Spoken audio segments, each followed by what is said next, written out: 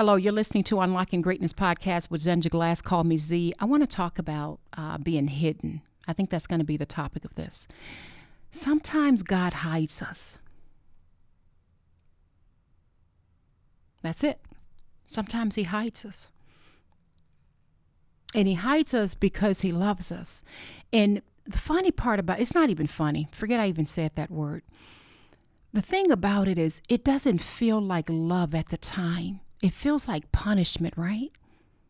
Like, God, I've been praying for this for so long, and why hasn't this situation changed? And why has my life been so tough? And why does it seem like everyone's skipping along in life, and I have to work 10 times harder to take that one step when it just, everyone else seems to be doing so well?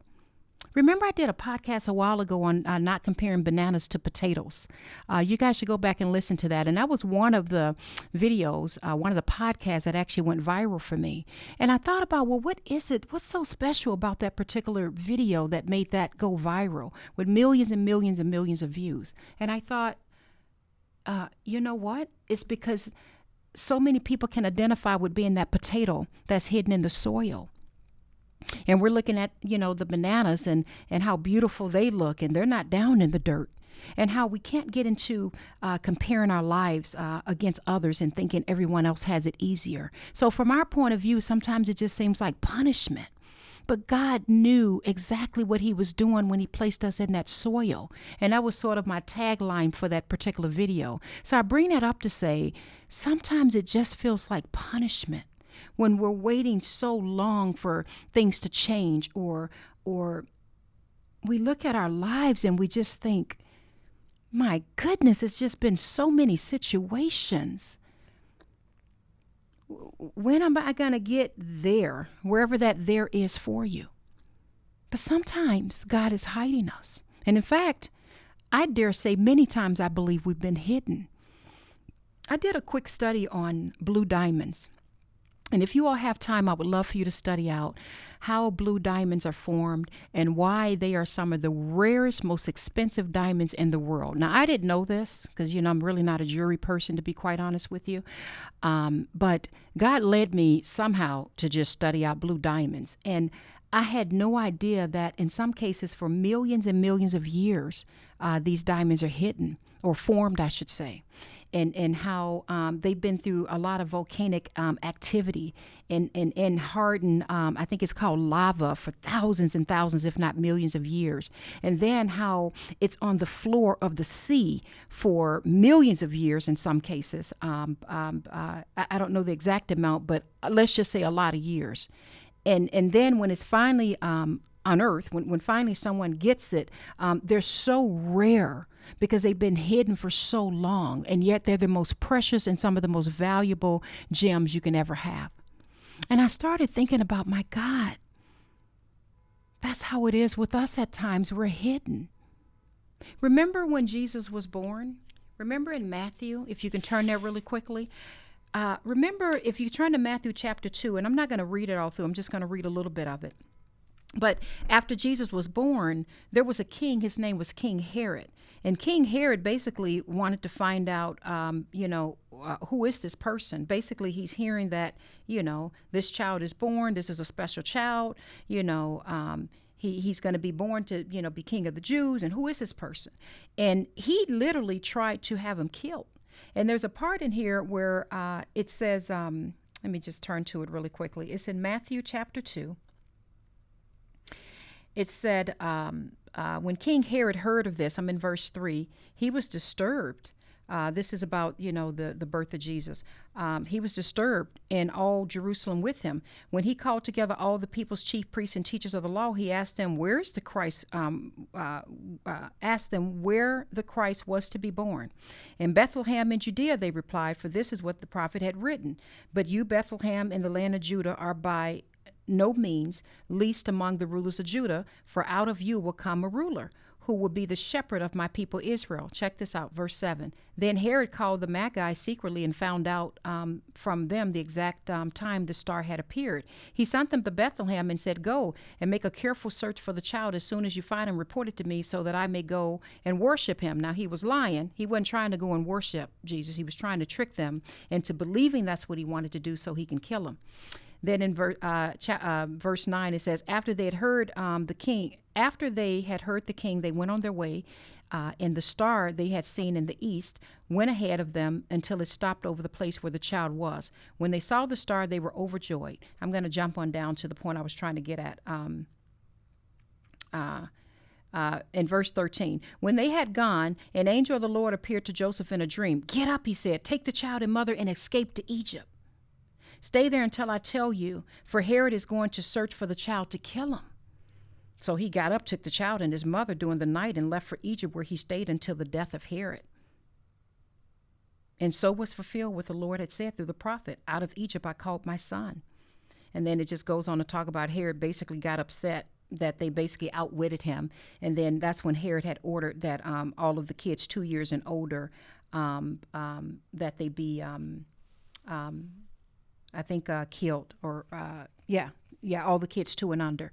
So the point in this is that in verse 19, it says, after Herod died, an angel of the Lord appeared to Joseph in a dream in Egypt and said, get up, take the child and his mother, and go to the land of Israel, for those who were trying to take the child's life are dead. So let that just soak in a second. That was the beginning of, even Jesus was being hidden. He started his ministry later in life. You know, his ministry actually was not that long as people may think. Jesus died pretty young. He was being hidden. I think about Joseph, and we've talked about Joseph so many times, I don't even need to turn to it again. I think it's Genesis 38. Is it Genesis 38? Remember Joseph we talked about, who had that dream and his brothers sold him into slavery? Remember all that? I think it's, okay, Genesis, it starts in chapter 37, and you can just read it on all the way up to maybe chapter 40, 41, 43 or whatever. But remember Joseph, we talked about him quite a bit. He was being hidden. He had that dream. He knew what was going to become, but yet he went through some mess. Remember that? Remember his brothers sold him into slavery? And then when he got to Potiphar's house, I think it was Potiphar, and then God blessed him, and Potiphar ended up putting him in charge, but then his wife turned around and lied on him. They ended up going to jail. Remember that? Remember the cupbearer and the baker, how he basically took care of them. Even when the cupbearer got out of jail, he didn't even remember him for, I think, almost 2 years later, until he was needed again. He was hidden for years. Years he was hidden. So I want to encourage you with this. I know it's easy to say, but I can only talk to you guys from my own experience. We have to trust that when God hides us, he's doing a good thing in us, even when it doesn't feel like it. He's developing something in us, whether it's our character, our maturity. He's getting us ready for what's to come when we are revealed. Remember, I did a podcast a while ago, and I can't remember the name of it, but I talked about, I'm just so glad that God didn't give me what I thought I needed at that time. I think I called it unanswered prayers or something like that. And someone made a comment in that forum that says, well, an unanswered prayer really is an answer. But I as I reflect through my life and the areas that I've been many years ago, like I'm thinking 20-something years ago, the person I was then, there is no way in the world, God could have given me what he's given me now. I wasn't ready. I'm woman enough to say it. I was not ready. Now, if you were to go back about 23, 24, 25 years of my life and ask me, was I ready? Did I think I was ready? Was I praying for, the things I have now? Oh, yeah, I thought I was ready. Didn't see nothing wrong with it. Absolutely thought I was ready. Wondering, God, where you at? Why is it, what are you doing? Why am I going through all of this? Why am I struggling, Why did I grow up on welfare? Why did my mother have it so hard? Why am I going through all these things from whether it was relationship issues or financial issues or whatever, just why am I going through a health issue? Why am I going through these things? I had no idea that he was just maturing me. It didn't feel like it at the time. It just felt like punishment. I was tired. I was going through a lot of things, and I think I was still married at that time. Yeah, I'm still married now, by the way, but I'm just making a point. 20 something years ago, yes, because I've been married maybe 27, 28 years now. You kind of lose count after 25 years. Let me just say that. But I was going through some serious things in my marriage. I was dealing, I think at that time, with being a new parent. And I was going through financial issues. I was going through issues especially with my mom's health and just so many other things in my life. I just had no idea that all those things, all of that volcanic activity, everything that was going on, I just had no idea that God was molding and shaping me and getting me ready. You could not have told me that 20 something years later that, for example, at the church that I go to, for many years, I've led I don't want to say led a ministry, but led studies helping women who's been through difficult times in their marriage, and really helping in many cases, and they'll be the first to tell you, helping them to really stay together and save their marriages, because it's a mess that I went through. Does that make sense? Now, at the time, that didn't feel like God was hiding me. I felt punished. I felt like, why is everybody else's marriage doing good and what's up with mine? I'm trying to live right. Like, what is this? God had to keep me hidden because he had to develop all of that. He could not have blessed me with the businesses and the things that he's done. He could not have. Not to the level of what he's done now. I think I would have been too prideful and arrogant. I'm just being honest. And I love God. I was still a Christian, but I wasn't ready. I think at that time, if you go back about 25 or so years of my life, I think I was still, even though I wouldn't have admitted it at the time, but now as I look back, I think I was still caught up in trying to impress people and trying to look good before people. I'm just being honest. At the time, didn't feel like it. When I was going through all the poverty and how I grew up in my family with my mom and seeing her struggle and all the things that she went through, that did not feel like love to me. It didn't feel like love at all. But now that I've been through that, and I want you guys to hear this, I know how to budget $1. I see my mother survive with 3 kids on $192 a month.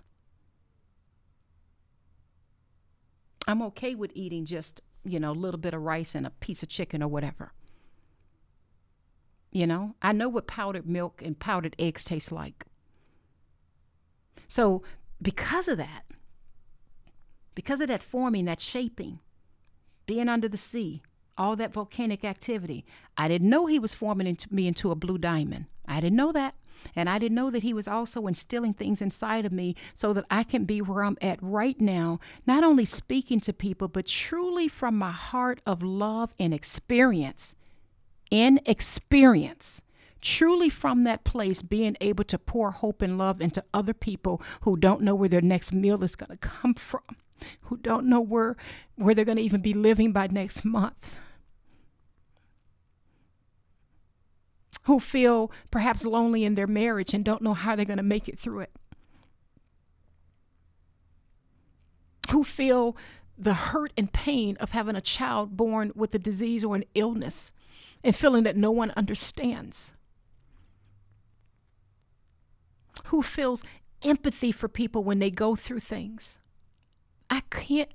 It's just no way I could be that person that I am now if he didn't hide me. You guys getting that? I know it doesn't feel like love. I know. And my heart hurts for anyone who's going through that process right now. My heart hurts for you because I've been in so many of those processes. I'm going through one now. You guys know I just lost my son a few months ago, so this is another process, right? Doesn't feel like love at the time. But I'm begging you to trust and believe that God knows what he's doing. When he hides you, it's because he loves you and he's preparing you and he's protecting you. He's forming these blue diamonds inside of you that are going to be so rare that when he reveals you to the world will flock to you because you've been so refined. So I just want to encourage you to hold on. Do not feel for a moment that God has forgotten about you. You're not being punished. You're being hidden. Think about that for one moment. Many of you are not being punished. You've been hidden. And at the right time, When God knows that you have developed, you've matured, or even sometimes it's not even about you, to be quite honest with you. Sometimes it's about his perfect timing. When he's ready to allow you to get to that next level, he'll reveal it. He'll let it happen. In fact, I think it'd be effortless, to be quite honest with you. There's just no way that I can give my kids some things right now that they think is good for them that they want. It's not good. I have I won't go into detail, but, with having 4 kids, you just go through a lot. I'll leave it at that. But there are some things they really, really, really want. And I'm like, no, not that I couldn't have given it to them, but they wasn't mature, wasn't ready for that. No. And they see it as punishment. No, because mama loves you. I can't get that to you right now. You're not ready for that. Does that make sense? Sometimes he's just hiding you. And we're sitting there crying away, and I've done it. Tears galore. I've been there. Feeling lonely. Feeling misunderstood. Feeling hurt. Feeling disappointed. Feeling tired. Real tired. Feeling frustrated. Not knowing all along that God is just hiding you.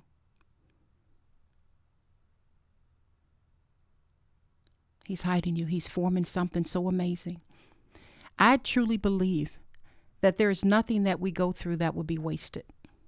I know that's a bold statement, but I'm learning now that I'm in my 50s. There isn't a single thing I've gone through in my life, from some of the abuse I suffered as a child to all of the issues I've discussed, from finances, health reasons, marriage issues, you go on and on. None of it is being wasted. I've been able to pour so much into others as a result of the things I've been through. But God knows he had to keep me hidden for quite a while. He hid me for a long time before I can even get on this camera or speak into this podcast. Because you would not have wanted to listen to me about 24, 25 years ago. Now, I still love God. I want to make that clear. But I was nowhere near the maturity I am now. And probably if the good Lord continues to bless me to live on another 25, 50, 75 years or what have you. Well, I don't know anybody that's over 125 years old, but you get my point. If the good Lord continues to allow me to live, I'm sure at the age of 75, if I'm still doing this and speaking into a camera, I would be saying, thank God for, the maturity he's given me over the last 25 years. So we continue to grow and mature. So I just want you to consider, perhaps I'm not being punished, but I'm being hidden.